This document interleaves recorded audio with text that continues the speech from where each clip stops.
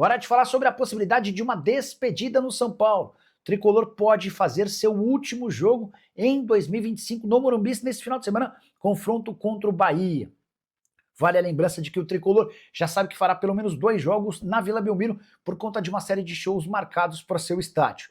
Os confrontos contra Flamengo e Red Bull Bragantino estão confirmados para a Vila, mas o presidente do Santos, Marcelo Teixeira, deixou escapar que o São Paulo já sinalizou com a possibilidade de não fazer 2, mas 4 jogos no estádio do Santos. Partidas contra a Juventude e Inter também correm o risco de serem transferidas, tudo por causa da realização de 6 shows. São Paulo vai receber 2 vezes o Oasis, mais 2 vezes o Imagine Dragons, mais uma vez do Alipa e outra do Linkin Park. Todos esses shows vão assegurar ao São Paulo cerca de 20 milhões de reais livres de impostos. Só a título de comparação, nos 14 primeiros jogos do São Paulo como mandante no Brasileiro, a arrecadação total foi de 15 milhões e meio de reais. Por isso a justificativa, a decisão de abrir seu estádio para tantos shows, mesmo podendo perder até 4 partidas. Como o São Paulo só faz mais 5 jogos como mandante, o confronto contra o Bahia e os outros 4 que eu citei, se não houver qualquer novidade, a tendência é que o tricolor se despeça do seu estádio no próximo fim de semana.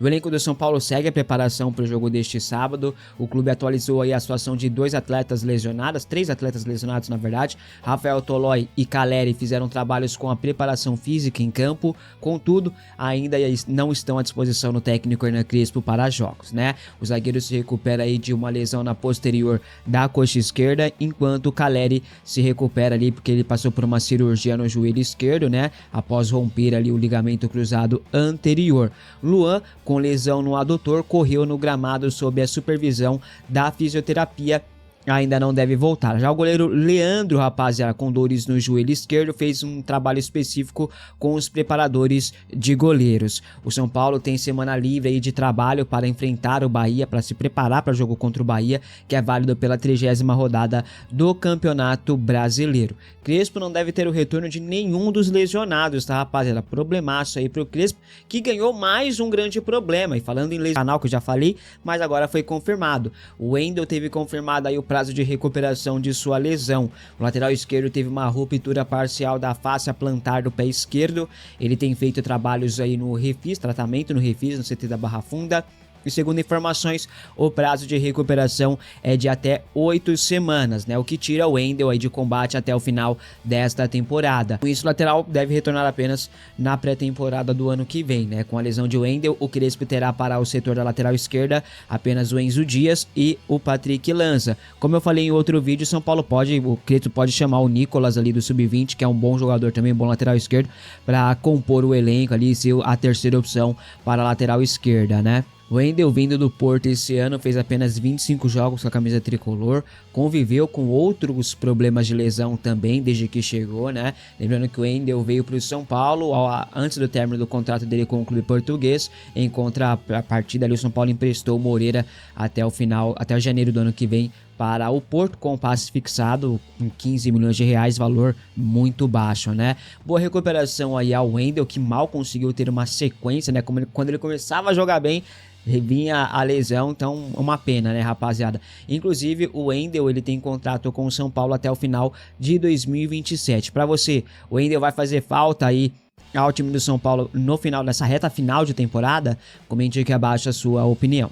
Ontem pela manhã o São Paulo anunciou mais uma parceria, isso mesmo, o tricolor apresentou uma nova unidade de negócios, unidade essa que promete revolucionar o futebol sul-americano, tá? Palavras deles lá que anunciaram. Trata-se da parceria com a Inovação Ventures, né? Eu não conheço, confesso, tô conhecendo agora junto com vocês, né? A parceria foi anunciada ontem em evento no estádio do Morumbi pela manhã, sem a presença do presidente Júlio Casares. O mandatário havia confirmado a presença na coletiva de apresentação, mas não foi, pois teve que permanecer lá no CT da Barra Funda, aonde ele começa a despachar de lá, né? Talvez fosse uma desculpa aí que caiu no colo do Casares para ele fugir das perguntas, porque obviamente que teria perguntas em relação aí a atraso de salário e por aí vai, então ele já aproveitou para fugir das perguntas dos jornalistas, se é que teria algum jornalista com saco grande para perguntar algo assim pro Júlio Casares, porque a gente sabe que boa parte da mídia, eu vou te falar, viu, deixa muito a desejar. Jaime Franco, conselheiro do clube, representou o Júlio Casares e disse o seguinte sobre a ausência do presidente, abre aspas. aspas. O difícil momento do futebol prendeu o presidente no CT da Barra Funda, fecha aspas. Em relação ao projeto, é mais um que promete aí rios no São Paulo, maravilhas no tricolor, né? A promessa agora é que até 2030, gente, é isso mesmo, até 2030 o São Paulo se tornará, abre aspas, o clube mais inovador das Américas, fecha aspas. Com o projeto, o São Paulo se abrirá ali para startups, tá? Que entrarão ali como por portfólio do clube, portfólio de produtos do clube, né? A ideia é atrair startups com ligação direta com o futebol. Também está aberta a possibilidade de outras startups entrarem ali, startups que têm relação com esportes em geral e também com tecnologia e entretenimento, né? Com o crescimento dessas startups, né, que visa o crescimento, se crescerem, se tornarem grandes empresas, aí o tricolor terá vantagens na aquisição de seus serviços.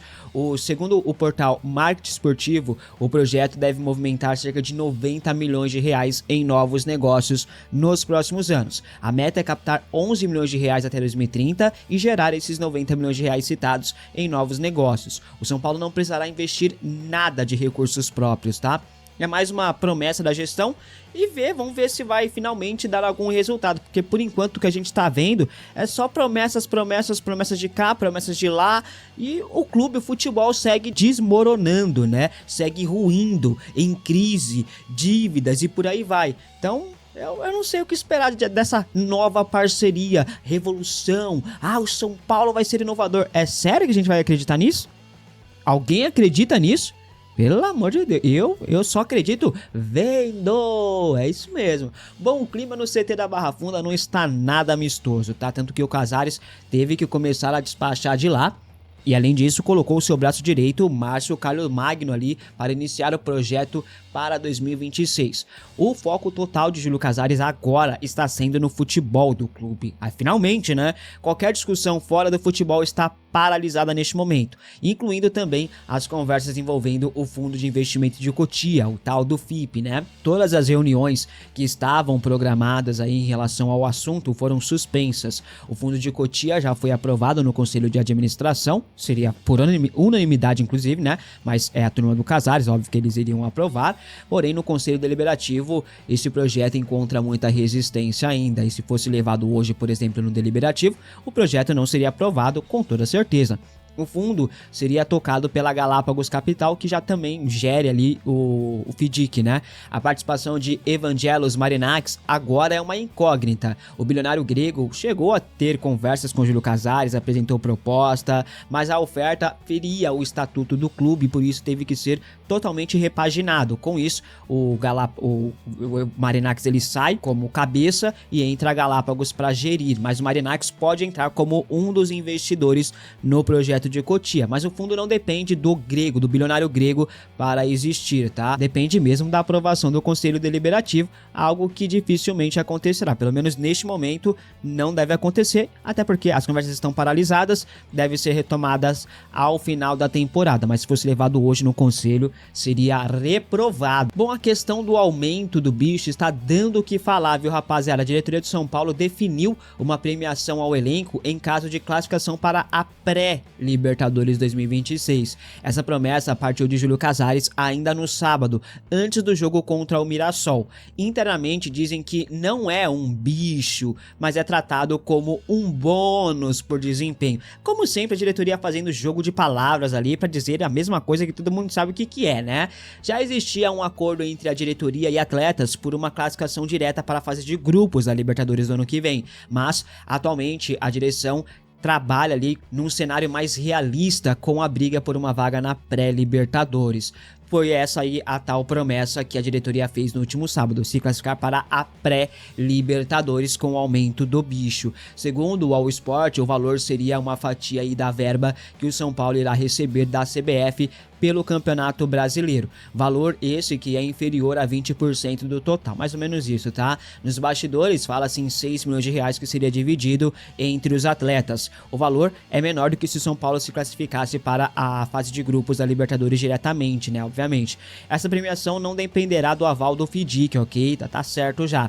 O São Paulo está na 9ª colocação na classificação do Campeonato Brasileiro. O tricolor tem 38 pontos, está a 8 pontos do G6, com um jogo a mais do que o Bahia, que abre ali a zona de classificação para a pré-Libertadores. O São Paulo enfrenta o Bahia, inclusive, neste sábado, a 30 pontos em disputa até o final do Campeonato Brasileiro, mais ou menos. Então, tem pontos a disputar. Dá para tirar ali essa diferença, né? Mas aí tem que jogar a bola, tem que jogar melhor do que tá jogando. Mas é aquilo, né, rapaziada? Prometer bicho com salário atrasado dos atletas é o retrato do que é a gestão Júlio Casares. E como já foi falado aqui no canal, 2026 já começou para o São Paulo. O planejamento financeiro já está em andamento no tricolor, tocando ali o projeto o Márcio Carlomagno, superintendente e novo chefão do São Paulo. Tem um vídeo onde eu explico essa situação, vou deixar aqui na tela final. E o planejamento leva em consideração também a questão do elenco, né, rapaziada? Um elenco que tá inflado, tá inchado, tá com, assim, envelhecido, né? Para muitos, o elenco do São Paulo está envelhecido e precisa de uma reformulação, além da folha salarial, que é muito alta, né? Os principais nomes do elenco devem permanecer para a próxima temporada, né? O Lucas, Oscar, Luciano, Luiz Gustavo devem permanecer. No entanto, o clube tem ali algumas saídas praticamente certas, né? Por exemplo, do Galopo e também do Rodrigo Nestor, que serão vendidos em dezembro.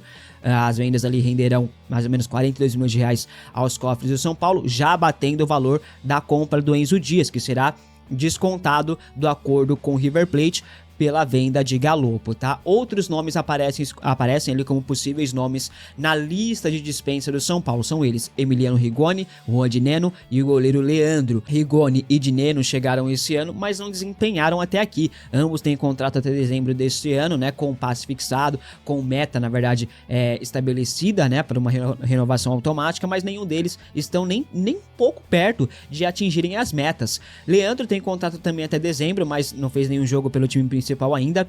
O São Paulo já comunicou ao atleta que não vai abrir negociações por sua renovação de contrato. O jovem deve ter ali o destino ali, o Portugal, né? O país de Portugal, provavelmente no Portimonense. Luiz Gustavo ainda é uma incógnita, né, rapaziada? Apesar de ser uma incógnita, ele pode ficar, né?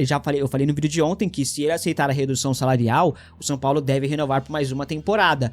Mas se ele não aceitar a redução salarial, ele vai embora e entrará na lista de dispensa também. Ele que recebe um salário de mais ou menos 700 mil reais por mês. Por enquanto, essa é a lista de dispensa aí. Juan Dineno, o Emiliano Rigoni, Leandro, o Luiz Gustavo dependerá dele aceitar a proposta de aceitar reduzir o salário ou não. E aí tem as vendas, né? Rodrigo Nestor e também o Giuliano Galopo, né? Você colocaria mais alguém nessa barca aí, nessa lista de dispensa? Comente aqui abaixo a sua opinião. Quanto à questão de vendas, além de Galopo e Nestor, tem mais nomes que podem ali deixar o tricolor mediante a vendas, né? Como o Bobadilha, que está valorizado no mercado, o Pablo Maia, o Luciano e também o Rodriguinho. A ver. Além disso, o São Paulo planeja rescindir o contrato de Jandrei, que está emprestado à Juventude, mas tem contrato com o São Paulo até o final do ano que vem. Amanhã eu trarei mais detalhes aí sobre essa situação, beleza? Obrigado por ficar comigo até aqui. Se gostou, deixa o like, comenta, compartilha, se inscreva aqui no canal se você não for um inscrito. Fala pessoal,